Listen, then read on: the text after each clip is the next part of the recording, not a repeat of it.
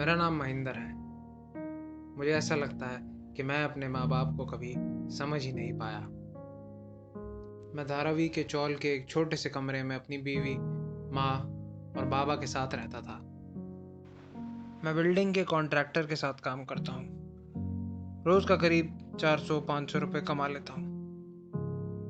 मेरे रूम का भाड़ा 5,000 रुपये है। सही हिसाब जोड़ूँ अगर तो महीने का 12 से 15,000 रुपये मैं आसानी से कमा लेता हूँ। लेकिन मेरा काम फिक्स नहीं है। कभी-कभी बीच में 3-4 दिन खाली भी बैठना पड़ता है। कुछ 2 महीने पहले जब मैं काम से लौटकर घर वापस आया, तब मेरी बीवी पूजा ने मुझे बताया कि डॉक्टर ने कहा है कि मेरी माँ और बाबा दोनों बहुत कमज़ोर होते जा रहे हैं। शायद दोबारा कभी चल फिर ना सकें। बाबा का तो बेड से उठना भी बहुत मुश्किल हो गया है और माँ बिना किसी सहारे के उठ नहीं पाती। पूजा सब काम तो कर लेती थी, लेकिन अंदर से खुश नहीं थी। मैं इतना तो कमा ही लेता था कि अपने माँ बाप की सेवा कर सकूं। और वैसे भी माँ और बाबा कभी मुझ पे बोझ नहीं बनना चाहते थे। वो हमेशा से ही मेरी और पूजा दोनों की बातें सुनते थे, बहुत ध्यान से। मैं तो खुश था कि हम उनके साथ रहते हैं। और मेरी बीवी पूजा, वो 4 महीना प्रेग्नेंट थी। एक परिवार सा बनने जा रहा था मेरा। इसी तरह कुछ दिन और बीत गए और एक दिन आया कि मुझे 5 दिन तक लगातार कोई काम नहीं मिला। मैं 5 दिन तक घर पे ही रहा, बिना किसी काम के। छठे दिन जाके मुझे एक काम मिला। ये सुनते ही कि हमको काम मिल गया है, बाबा और माँ दोनों बहुत खुश हो गए।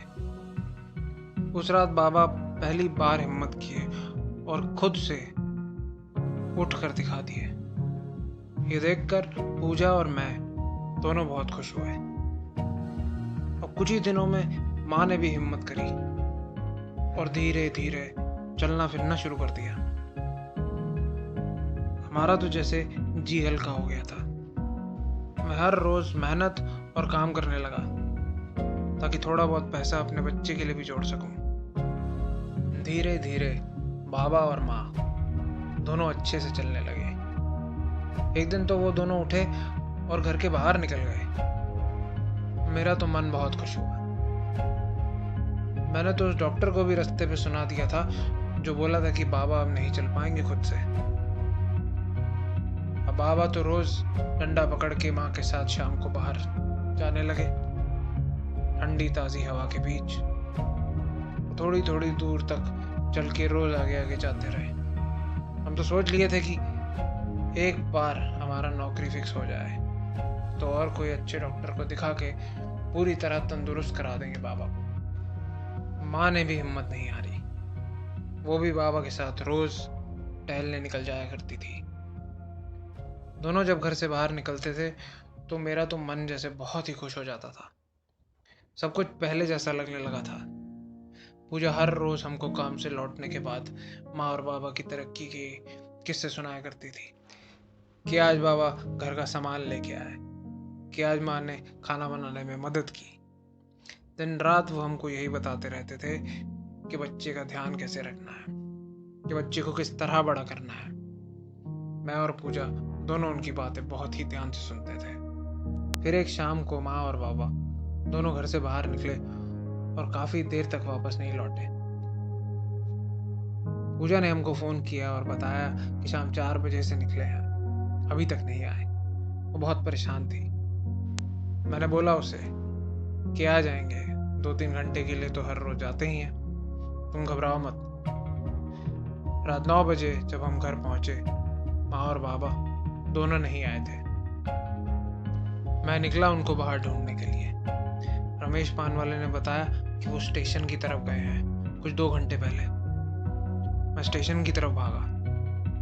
खूब देर तक उनको ढूंढा, लेकिन वो कहीं नहीं मिले। रात के 11 बज गए थे। मैं बहुत परेशान हो गया था। मुझे ऐसा लगा कि वो वापस गांव चले गए हैं, लेकिन क्यों, ये समझ नहीं आया। मैं उदास होकर स्टेशन पर ही बैठा रहा।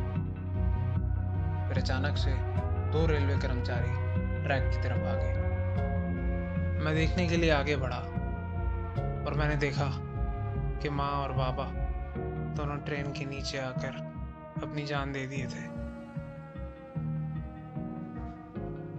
वो मुझ पे बोझ नहीं बनना चाहते थे। उन्होंने अपनी जान दे दी ताकि मैं अपने बच्चे को सही तरीके से बड़ा कर सकूं, बिना किसी पैसों की दिक्कत के।